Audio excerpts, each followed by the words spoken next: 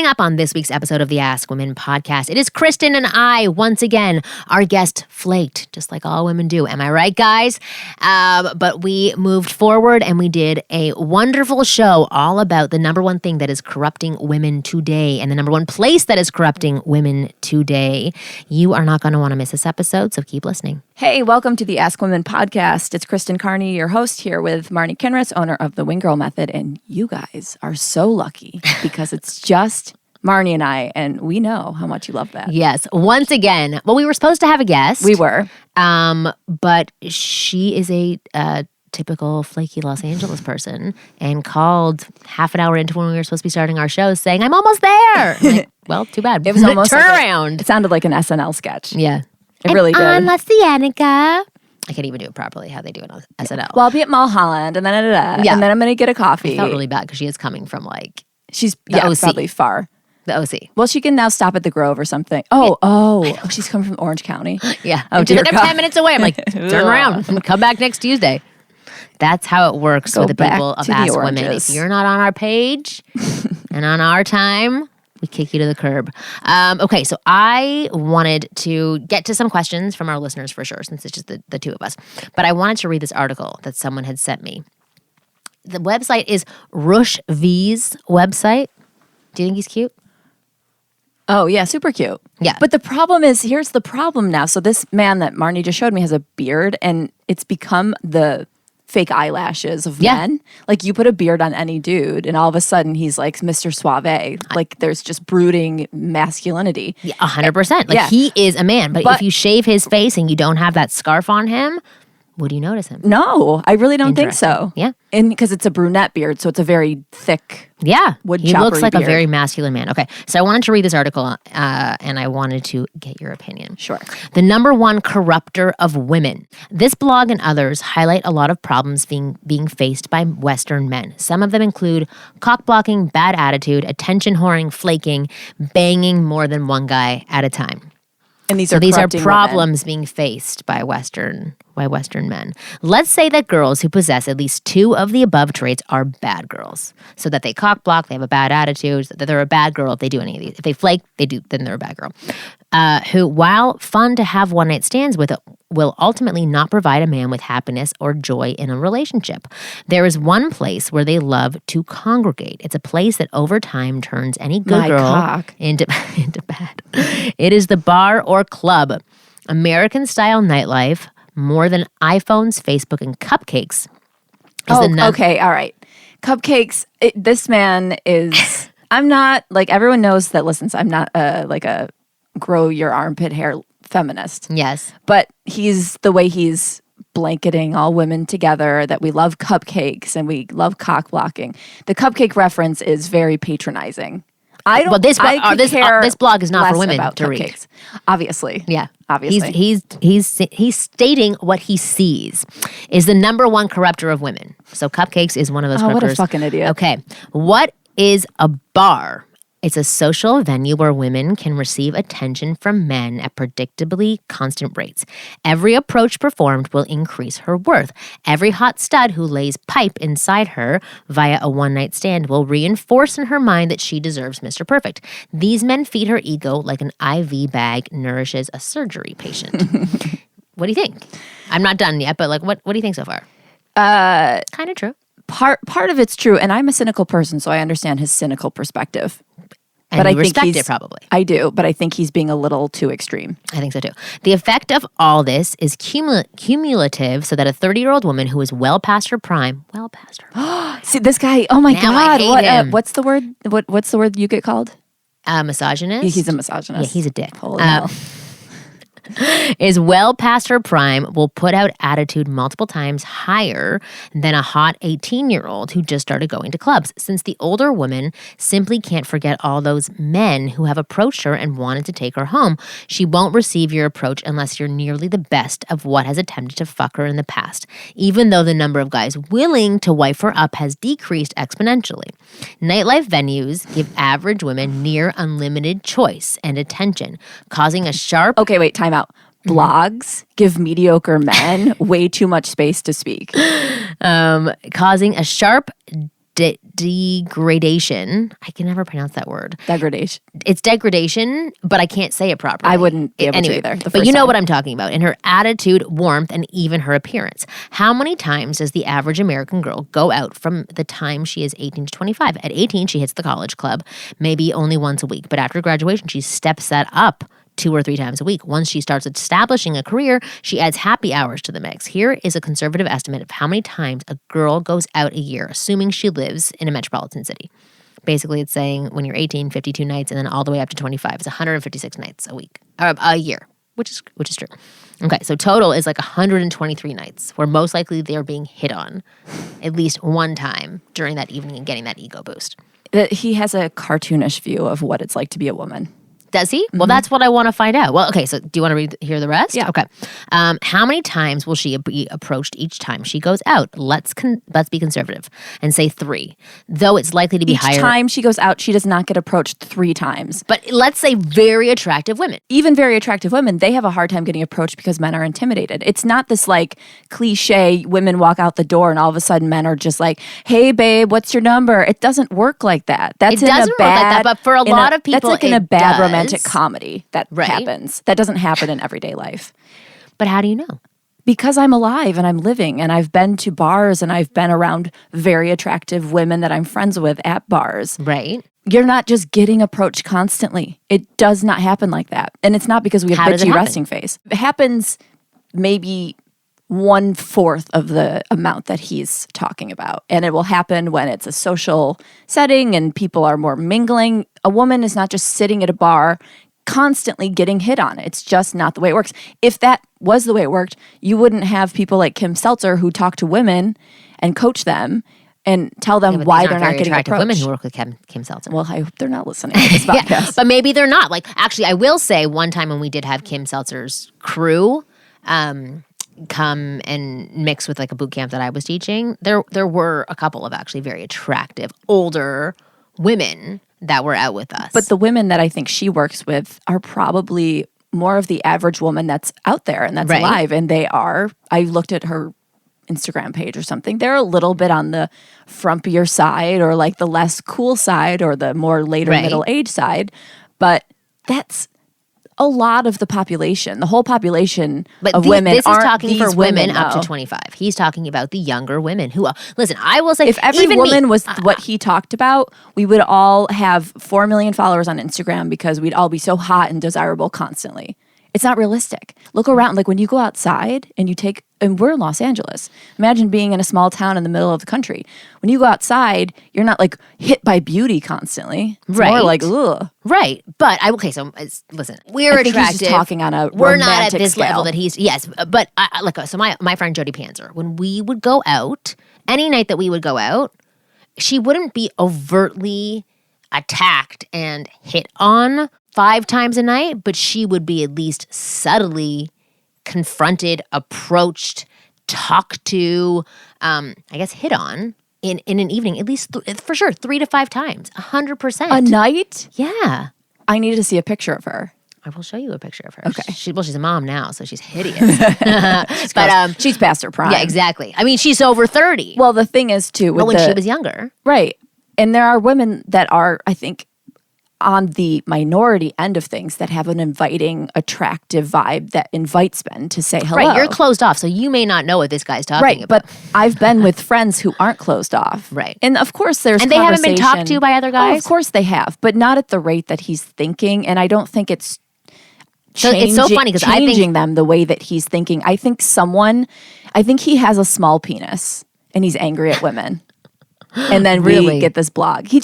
I get where he's going because, again, I'm not on the far end spectrum of like women are queens and need to be treated as such, but I also am not on that super low end of the spectrum where it's like, you categorize us as just women who are corrupted by cupcakes. Like, step the fuck out of your small bubble, dude. Well, let's take a step back for for a second because, without reading the rest of the article, if anybody does want to read this article, go to Rush V, and it's called The Number One Corrupter of Women, if you want to read the full thing. And it's spelled ROO, right? ROOSHV. Rouge.com. Rouge. Right. That actually makes sense. Canadian school system. But I will say, okay, so for me, a lot of guys talk to me when I was younger and out and single. And I will say, on average, at least 2 guys came up to have a conversation with me or break into or at least said one sentence to me when we were waiting for drinks at the bar, which was an attempt to break into conversation with me. And I will say it made me feel amazing. It did. It gave me a little bit of an ego boost. It didn't mean that I could then treat other people horribly, which I think is, going to be right. I don't think it's changing them as much as he thinks. But I will say that if I still didn't meet somebody that I was wanting, I would go home insecure and unhappy. So, definitely. Yeah. So it didn't. So it wasn't providing this ego boost because yes, it's wonderful that all these guys are approaching, but in a woman's mind, it's also disappointing if it's not the guy that you're looking for. So definitely. Yeah, but I do understand that he's saying that it's a corruptor for women because he sometimes believes they're living in this skewed world and it's screwing a lot of men because they're like, oh, all these guys approach me. And same thing with Tinder and different applications right now because there's so many options out there. It feels like people are disposable and that you can always look for the better and the next and try and improve on what you have in front of you. So I do agree with the base of this article, but that can also cross the board for everybody out there who seems to have a lot of options in front of them. I think it also depends on what bars you're going to and what people you associate with, because there is definitely that clique of people or that niche of people that do the clubs and the bars, and that's what their thing is. And that's not I think the type of person that that's definitely not the person I am. So I don't meet a lot of those people. So I don't see that world that maybe he's seeing more and how much that affects those girls. But I feel like those girls are most likely always pretty young and they're going to grow out of this phase eventually. But by the time they grow out of it, he thinks they're past their prime and not worthy of his time. But it's a part of our culture, just that kind of clubbing, whatever. But it's also a part of being young. And so I don't think it's... But his point of his article is that it's corrupting women because at the point that they're at 30, they've already had all of these situations where they've been approached and it's been reinforced that they are somebody of value. Well, God forbid they feel like they're somebody of value. Yeah. What is that? That to me screams insecurity on his end. Like he isn't enough to get a girl who has these high standards now because she's been treated nicely. And the thing is with what he's saying is there's nothing we can do to change any of that culture. You can adapt to it. Right. So if you think a woman has too much of an ego or thinks too much of herself, move on from that woman. You just have to adapt, and it sucks you can't just change a group. Right. Okay, so I want to read a little bit more. Sure. So if we were to believe the fantasies of feminism, we'd think that these attempts are good for her and good for society, that it allows her to experiment with her sexuality, find her ideal man, and generally be a happier snowflake. But we know that all this choice does is turn her into a carousel rider who is unable to bring value besides porn star sex in any type of relationship. She's going to give you a fun fuck if you're able to spit perfect game, which believes she's entitled to before moving on to the next guy who is a tad better than you. The more likely outcome, however, is that you don't bang her unless your game is in the top 1%. You simply won't have access to her because of the unlimited choices that she has. I think these are just the wrong girls. And I think eventually those girls will turn into possibly fine wives. I think you just move on from the girl who's just going to bang you one night and just look for a more quality girl. Go to the fucking library. Stop going to the bars or just look elsewhere. I think also what he's saying is that in our modern times, because of all these options that everybody seems to think and believe that they have, and it's reinforced. It's not like maybe think that they have, they actually do have all these options in front of them. It makes it more difficult. And he's saying that to stand out amongst that crowd, you got to up your game a little bit. Definitely. You have to learn some game. You have, like all the things that we talk about on our show, you have to improve yourself. I think the message that he's sending is to guys who are like whining, saying like, why won't she pick me? And then they're like not doing anything about themselves or for themselves to be better other than thinking like, I'm great, why doesn't she know about this? I think that the point of this article was actually meant to be a little bit more motivational for guys to like get off their ass and do something about it. Yeah, I know. But there's a whole bunch of other points in there that as a woman you can read, you're like, but I think the main point for men is that you have to, here, how do you stack up? Do you have 5 years of intensive game study at your back? Are you a local celebrity? Do your muscles make Have a girls skill, wet? Are you maybe. hilarious? Do you have enough value where you can crush most of these men in the first 2 minutes of the conversation? I hope so. Otherwise, you won't bang the hottie you see in the club. You won't even come close. There is hope, and I'm sure the answer to this problem has probably already popped into your mind. Find girls who hate bars and clubs. Oh, wow. What you Okay, just said. so we come together. Right, so you guys the are end. on the same page. It's as simple as that. Even in a highly feminist society like America, a girl who doesn't ever go out at night will still be gentle, caring, and likely have a low notch count. She won't be rude, she won't have trashy tattoos, and she won't curse like a sailor.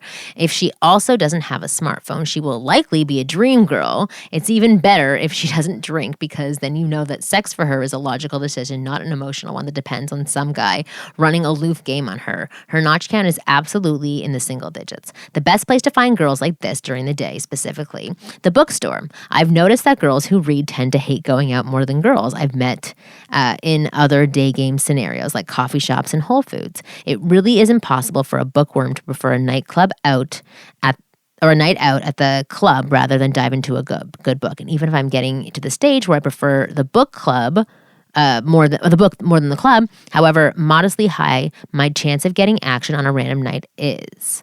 The good girl does have its own set of problems. The seduction moves are excruciatingly slow. She is shy to the point of being mute. Your ramble has to be strong since she won't talk a lot. Sex is average and her vagina is too tight. Anyway, this article. I thought I liked generalizing, but he's a little bit more of a generalizer than I am. Maybe we're tied, but the bookworm girl might enjoy books, but just because you like books doesn't mean you don't like anything else. So she could have a high notch count. And she could get kinky in the bedroom. You can't. There's stereotypes for a reason. It's a nerdy bookworm thing. But basically what he's saying is that these women aren't bombarded with options and choices. I mean, they could still have Tinder on their phone, so they are in some way, but it's not the same confirmation that they're getting on a nightly basis. Definitely. So I just think there's a point to they're this a more article. Quality person in general, I think, and I think it's smart to open your eyes to those women. Yeah, but it's also saying that there are lots of options out there for you, because I know that a lot of guys write into me, and I don't know, maybe I have a lot of old content up, but maybe I was more skewed towards bars and clubs in the past. I don't actually know, but they'll write and say like, okay, well, obviously your stuff's written more towards guys who like go to bars and clubs, but where do guys like me meet women? And I've never actually even highlighted a bar or a club in any of my I don't programs, remember hearing you talk about which that. is very strange. And so I think that they think that their options are limited when in fact the choice of places to meet women are endless. So maybe we can just talk a bit about the types of places where you can meet women, and then potentially who you think the women will be that will be attending this place. Okay. Before we do that, I want to touch real quickly on what he was saying in regards to being at the top of your game. My roommate was talking to me last night about dating and whatever, and she's 33 and she's cute. But she was just saying, off of the story I told her about the guy that I used to be obsessed with, I just said he puts beauty on this huge pedestal, and he had told me the most important thing to me in a partner and a woman is beauty. That's number one. He's not apologizing for it.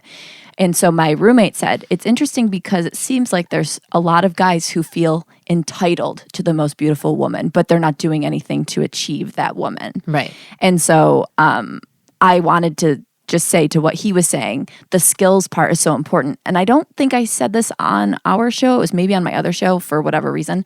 But Jim Jeffries, a comedian, has a bit or something on his show where he says, the reason I bang chicks, maybe I did say this on the show, but the reason I get to bang chicks is because I'm fucking funny. Right. And so all of the guys that are complaining about not getting banged, he's like, I learned a skill specifically so I could get banged. Right. So get out there and start learning a skill so that you'll, because you're not Brad Pitt, you'll still get banged. Yeah. So learn that fucking skill and stop complaining. Or, be a better person, grow. I love that. All of that. Who is it? Jim Jeffries. He's an Australian comedian, but Okay. he's got a I show. love that. He's got a show on Comedy Central.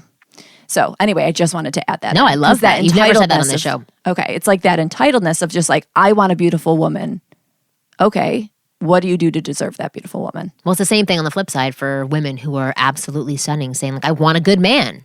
Right, But what are become you a good doing person. to get that good man? Right, exactly. Yeah. So it goes both ways. But anyway, so then we can now talk about the... Okay, yeah. So the other places to meet women. What are other places? Because before in the past, you've said you weren't open to being approached anywhere. Where, since you had been dating recently, were you open to being approached? And where do you go to, or other women that you know go to on a regular basis, that they would also be open to meeting people? God, this is always such a hard question to me because I am so antisocial. Right. And I don't go that many places, especially anymore. But before I was steadfast, don't approach me at the gym. I don't want to be approached at the gym. But when I got single, I was like, why is no one approaching me at the gym? I would not that every guy I see there I would want to approach me, but I've seen a few guys where I'm like, Yeah, approach me. what's the problem? Why don't just say something? So it's anywhere. But in reality, I still, because of my antisocial nature, like if I'm at a grocery store, I'm going about my business. I really am not in the zone to be approached. But when you're single, things change and your perspective changes, and you just realize you want to meet anybody because you want as many, not options so that you can go through them all, but you also want meet, that confirmation yes, for yourself. Yes, but you don't want to miss any opportunity where you could have met the person that you could be with. So when I say anywhere, I hate to not be able to narrow it down to where, but if you're single and you're really looking to meet someone and have a life with someone, anywhere is the subway, the sidewalk. So let me ask you a question. So for somebody who does approach you randomly on the street, the subway, places that you aren't going to be in for that long and don't really get a chance to see more of their personality, do you need to be attracted to that person right away? Or is it possible to not find that person attractive and in 1 minute of time be won over by their personality? Is that possible? It is possible. And the reason I'm saying it is possible is because I've been so sure about so many things and been wrong on those things that it's possible, because I want to say it's not possible. Right. So it's definitely possible. However, of course, you would want to catch eyes with someone that you are attracted to and then kind of maybe have this little awkward grinning contest. And then, that moment, you want that moment when you're meeting someone in a real life scenario, but the chances of that happening are kind of low. Right. So if someone seemed friendly and just said, I got to go, I'm running to work right now, but here's my number. You might go, you know what? I'll text him, just because who else am I texting right now? And Right. it could develop into something. So it's not impossible, but it's definitely not the dream scenario. The dream scenario is the Where you have more time. But also at a first sight going, yes, of course. But how often does that really happen? Right. Where it does actually. you're both on the on the same page. I think that for a lot of guys who are listening, who if they want to give one evening of their time or 3 hours of their weekend to go somewhere where they could actually form more of a foundation, there are tons of options out there. And we had an episode with Tucker Max a long time ago where he was like this extreme asshole and big player, and he would go out to bars and clubs all the time, and he would start to get disappointed. Assholes Finish First. Is that what his book or something? I think like the that? ultimate asshole, whatever it was. Yeah. Basically, it was like, I am an asshole.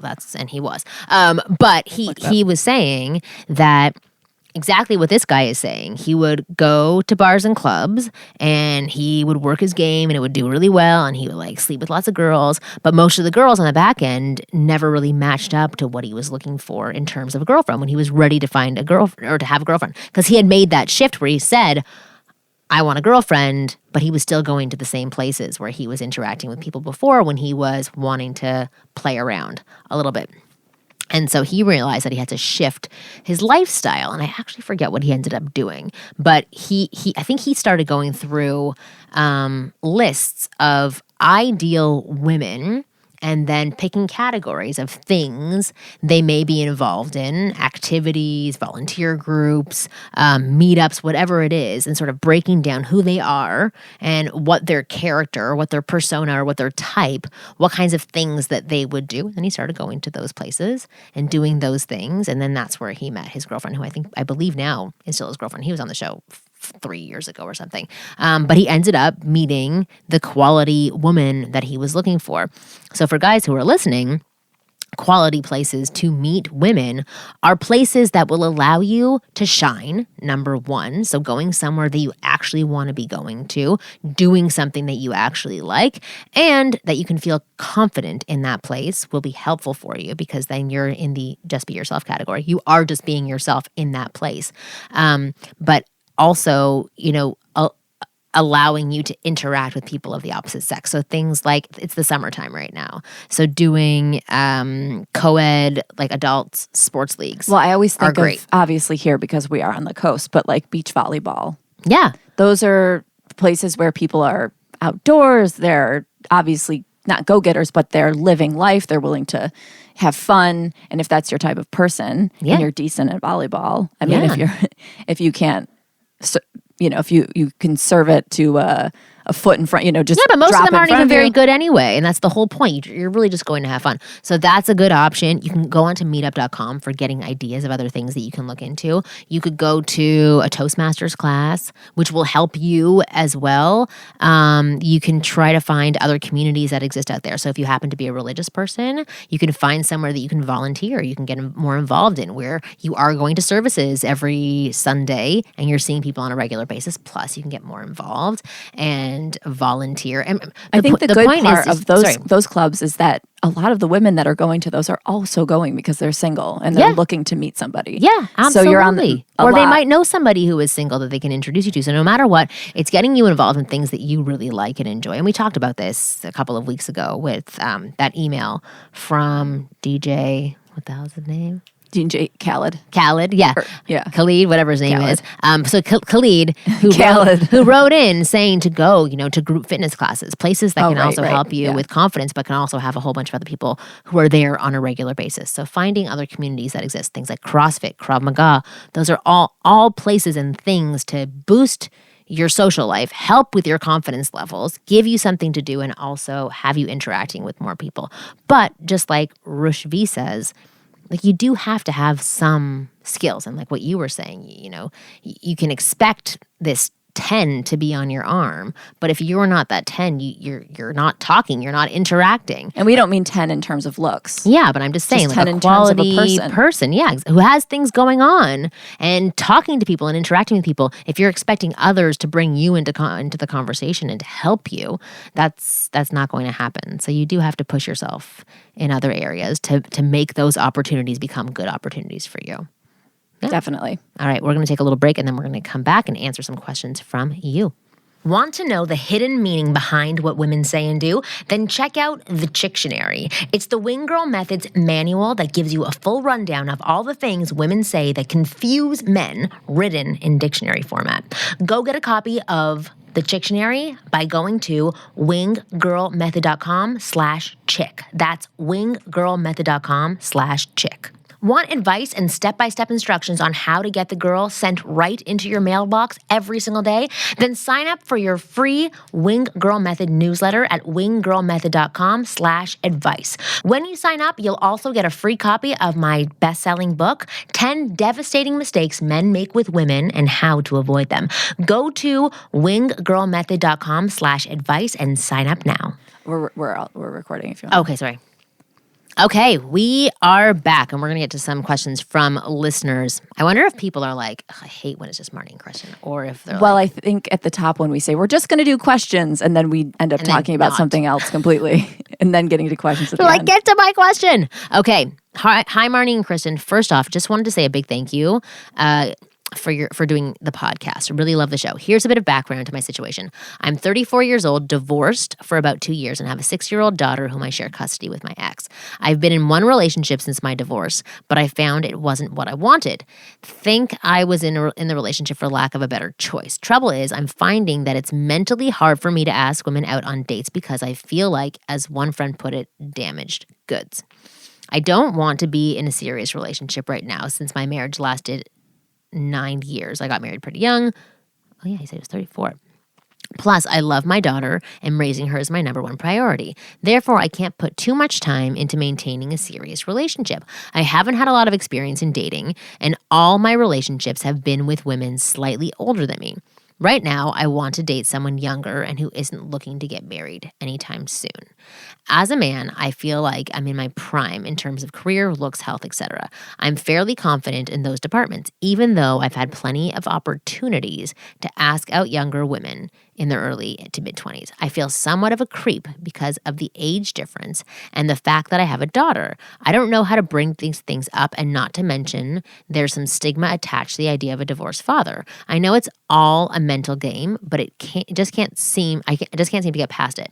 I've always been an introvert, play it safe kind of guy, but ever since my sibling passed away a few years ago, I'm sorry, I've been really pushing myself to face my fears so I don't live with regrets. Apologies for the lengthy email, and any tips you girls can give would be much appreciated. That is hard. The first thing that I thought was, wow, that is hard when you want to date younger girls, but you have a daughter. And it's Why? not appealing to if he's looking to date a girl that's not at all wanting to have marriage. Okay, well, if he's looking to have fun, don't tell him about your daughter. Yeah. But or lightly touch on the fact that you have a daughter. I wouldn't. You could totally hide it and not mention it because that's not a part of the lifestyle that you want to have right now, and it can come out later on down the road, and that will be very clear on what your intentions are with this girl in front of you. Because it sounds like he just wants to play around and have fun and experience because he doesn't have time to put towards a serious relationship. Yeah, well, I think if he doesn't want to have anything serious and he wants to have something with a younger girl, then you have to kind of keep it light, shallow. Light and shallow. Yeah, absolutely. We've talked about this before. If you want to be casual, be casual. If you want to be serious, be serious. Right. Well, a friend of mine who I actually want to have him on the show next week, he's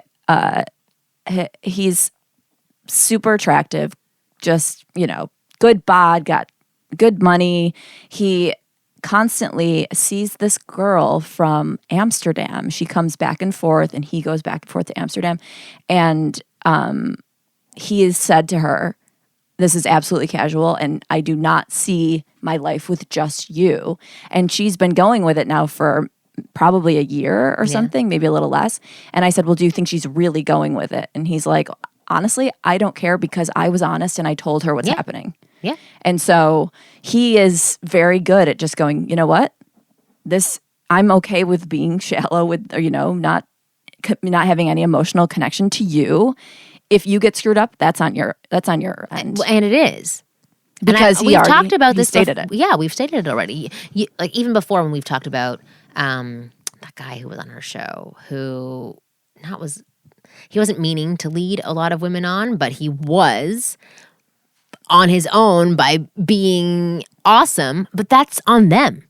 If he's being clear and saying, listen, I don't want anything serious. It's not going to happen with you in that way, but I enjoy this. I enjoy you. I have fun with you. Let's keep doing this. Then you're absolutely right. It's on her. So I think I don't even know what his name was. Sorry, but I think I cut that part off. I think that that's the key for M to understand is that you don't have to be serious with these women. If you're going to be casual with them, be casual. Casual about your daughter, casual about bringing them into your life. But it's got to be stated at the top. Yeah, but it's stated at the top, and it's stated in your words, and it's stated in your actions, and it's stated with how you interact with her. And absolutely, you can attract younger women. You're like a solid older dude who's got your life settled. You are in your prime. You really just have to sort of believe it. And then get out there and interact with girls and have no problem. And I do think this is a scenario where he can go to the bar or the club. Yeah. He doesn't have, this is when you don't go to the bookstore. Yeah. But if you're not able to go to a bar or a club because you do share custody, so you do have some nights that you can go out. If it doesn't interest you, I mean, there's other places as well that you can still go be shallow. Go onto a dating app and you'll have no problems whatsoever. Yeah, but you have to learn how to banter, learn how to have fun, learn how to be playful, and just make sure that you don't get into such serious conversation. I read this article last night that was talking about, great questions to ask that you haven't heard of before, which every single one I have heard of before, course. but that help you have a deeper conversation. Don't have that deeper conversation. Or, if you do have that deeper conversation, maybe don't give as much back of yourself and going into, oh, well, I have a daughter and she's blah. Like, it's just, if you want to keep it casual, keep it casual. But I know that he was saying that he also, hold on a second, I feel somewhat of a creep because of the age difference and the fact that I have a daughter. Okay, he's 34. That's not that old. If you're going to talk to a 22-year-old or 23-year-old, that's really not creepy whatsoever. Yeah. 34 isn't 64. Right. And the thing is, I think that in your head, you might be thinking that if I'm doing this, then I'm a predator or I'm a horrible guy and I have a daughter, so I should be a better example for my daughter. But everybody in this scenario would be an adult and they're making choices. You're not manipulating, you're not misleading anybody to do something they don't want to do. As long as you act of a man of integrity by being upfront and open, not overtly honest, like as soon as you meet her saying, I have absolutely no interest in having anything, or, well, you can even say that. You actually could say that if you wanted to. Well, also just thinking about, well, if he does get the girl who wants to go home with him or whatever, maybe don't do it, or definitely don't do it the night your kid is there. Right. Yeah, then don't be that creeper who's like, shh. Then you will be irresponsible if you're bringing multiple women home and your daughter is asleep in her bed, but she has an idea that dad's here with another weird lady. Just don't do that. Yes, I agree. Okay, next question. I'm stuck in a certain predicament where this girl and I went out a few times and had a bad fallout. I blame myself for not showing confidence and holding back. My question is it possible to reattract an old love interest after practicing some confidence techniques? Or is it futile? Should I forget about this girl and look for someone else? Spencer. I want to know more about the fallout. Yeah, exactly. I want to know about the situation. So holding back and not showing confidence. So those are two things that you can definitely bounce back from. If you do interact again and you do show confidence and you don't hold back, that can get her to restart thinking about you because she's seeing a new person in front of her. So if there was a spark there initially, it can be reignited. But I don't know what happened because you said you had a bad fallout. So I don't know if that means that you acted like a baby, and that can make or mean to her, or mean to her or something. Nice. Those things it's hard to bounce back from because unless you're like a really big charmer and you've changed considerably, it's hard to bounce back from acting like a baby, being a dick, and doing things like that. I think maybe I hold grudges long or something. I think I have a hard time seeing people in a different light once they've already kind of said who they were. So in my opinion, but that's if they've wronged you, or that's if they've wronged me, or if they've confidence. posted enough annoying pictures on Instagram. I'm like, right. You're out. Yeah. You're done. You're annoying. I'm done with you. That's who you are. That's who I am. Then I'll move on. So I'm more of a chalk up just chalk it up for a loss and move on. You're going to waste your time. But if it's very important to you and you really do, like Marnie said, work on yourself and really change, if you go back into the scenario as the exact same person that you started, no, don't do it. It's a waste of time. Yeah, I agree. So. Exactly. If you're the exact same person. But he said he's worked on himself. So yes, if you've worked on yourself, you could totally get her Is it wrong back. for him if he had worked on himself to say to maybe other people in his life, like friends, like, do I seem different to you? Or, are you getting a different vibe from me, so that he can verify? Because it might be in his mind like, oh, I've worked on myself and I'm better, but it might not show. Well, no matter what, if you're working on yourself, you're going to see other evidence that your work is having an impact. People are going to be responding to you differently. You're going to be feeling differently about yourself. You're going to have different opportunities in front of you.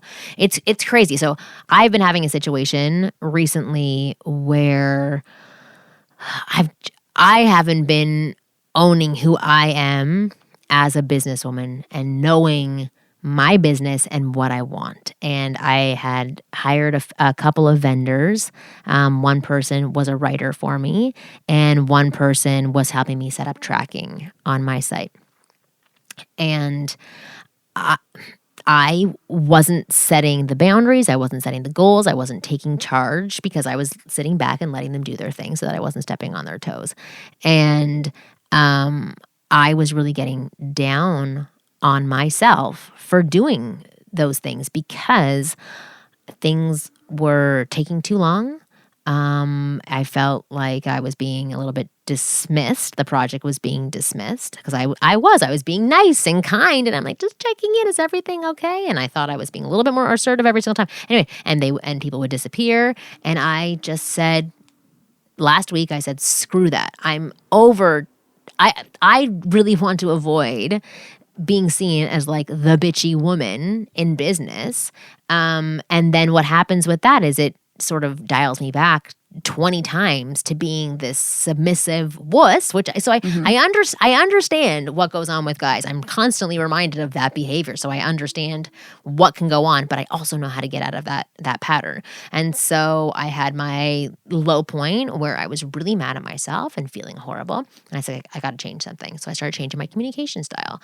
And to the people who were setting up my tracking, I wrote a whole long email. Anyway, my point is that it was visible you made a change. It's visible I made a change. I could see it in their response back to me, and I could feel it within myself. So you could ask people, like, do you see things that are different? 100% you want that confirmation from them. But more so, when you start to alter things in your life and to make little changes in the way that you speak to people, in the things that you do, the way that you have your lifestyle planned out in a day, you notice those changes and you know that they have an impact. And absolutely for this guy, Spencer, who is what I think his name was, if you think that you've altered yourself that much, yeah, why not? Go see if there's something there. Because maybe after doing all these changes, you may not be interested in her anymore, but go put it out there and see what happens. Do we have time for one more question? We do, definitely. Okay. Hey guys, I love Marnie's YouTube channel and really appreciate what you guys are doing. I am a college student and I met a girl a few months ago at a party and we hit it off really well. At the end of the night, we kissed and I got her Snapchat. Do you exchange Snapchats with people? When you're in college. Really? Okay. If you're 35 and you're like, let me have your Snapchat. It's let me have... What's your dial-up now? Yeah, let me not have your Snapchat. Yeah, it's just so crazy to me. We Snapchatted every day for about a month, but besides that, nothing happened. I started to get annoyed because on nights that I would go out, she would tell me that she would meet me at one of the bars, but she never did for whatever reason. So I confronted her about it through a text message saying that it really pissed me off when she'd say she would want to meet up later, but never ended up showing.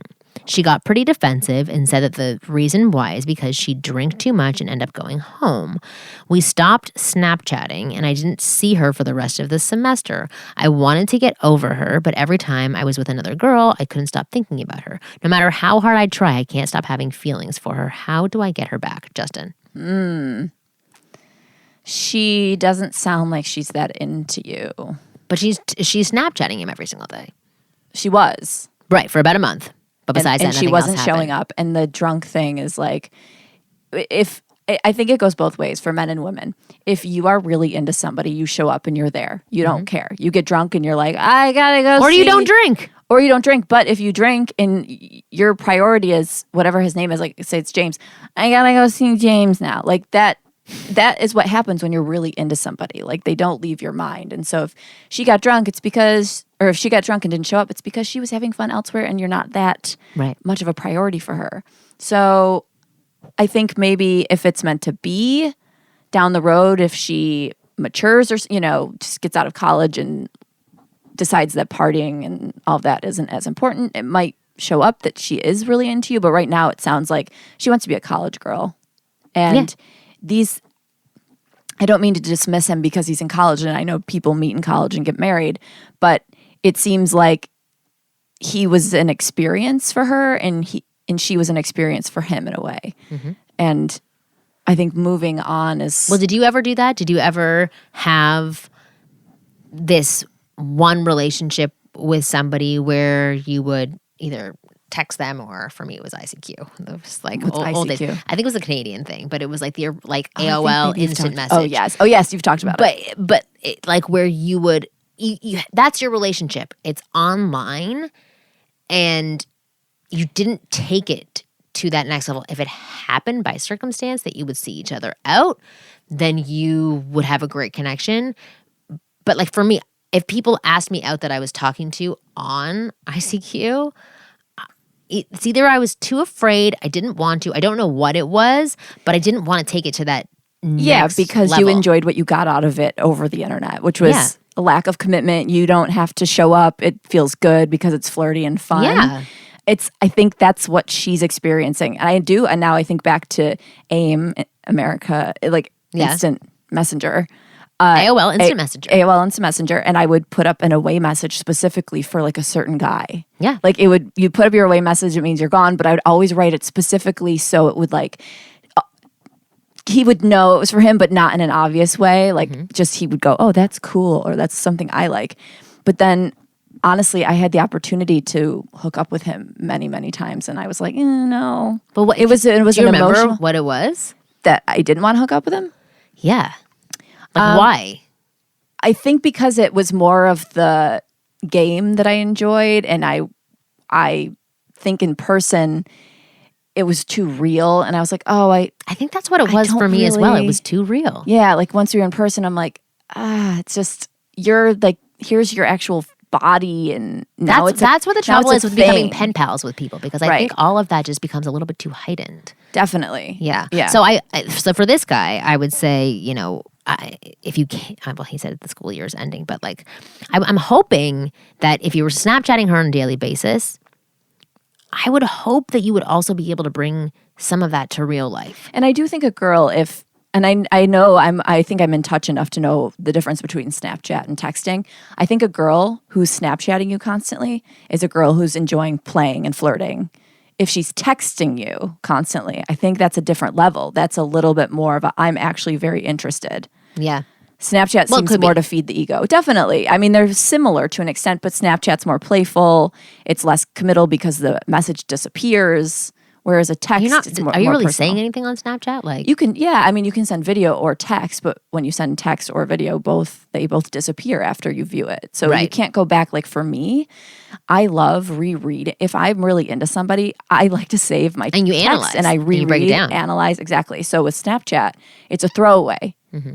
So there's it's not very that non-committal, like what we were talking about for that first like guy. she doesn't care to go back and reread. 34-year-old, start using Snapchat when you meet these younger girls. There you go. That's your signal right there. Or you're the creepy guy in Snapchat. Right. Just don't, if you do that as a 35-year-old man, just don't send her a video with the dog filter. What? Like it puts dog ears on and your tongue. Right. Just don't be like that childish. Be a little bit more masculine. Yeah, be a 35-year-old. Yeah. Well, who likes dog ears? Anyway, that is the end of our show. Justin, I hope that you got some good advice from that feedback from us. We promise that next week we will have a guest on our show. But I hope that you enjoy listening to this podcast with Kristen and I. Please let us know if you did. New episodes of the Ask Women podcast come out every Thursday at 5 p.m. Pacific. If you want to write in questions for our show that we will read, overanalyze, and talk about to death, send them into ask@askwomenpodcast.com, and we will try to get to it as soon as possible. Well, I want to say, I get a lot of messages about what I had talked about before, that app that I was using that you had recommended. What was that called? That Cove? Instant Go. Oh, Instant Go. Yeah. I get a lot of messages saying I was trying to find you on Instant Go. I can't find you on there. I canceled that a long time ago. So if you guys want my help, you can go to my website, kristencarney.com/dating help. And you'll see options there. You can select whatever type of help you want. But yeah, Instant Go is gone. Stop searching for me there. It's over. It's over. There's no need for Instant Go. Yeah, it was a headache. You guys are awesome. We'll see you next week. Hey you, this is Marnie, and thanks for listening to the Ask Women podcast. Hey, do me a favor. Take a quick moment to give us some feedback on our iTunes page. We'd really love to know what you think of us. And also, give us 5 stars, just because.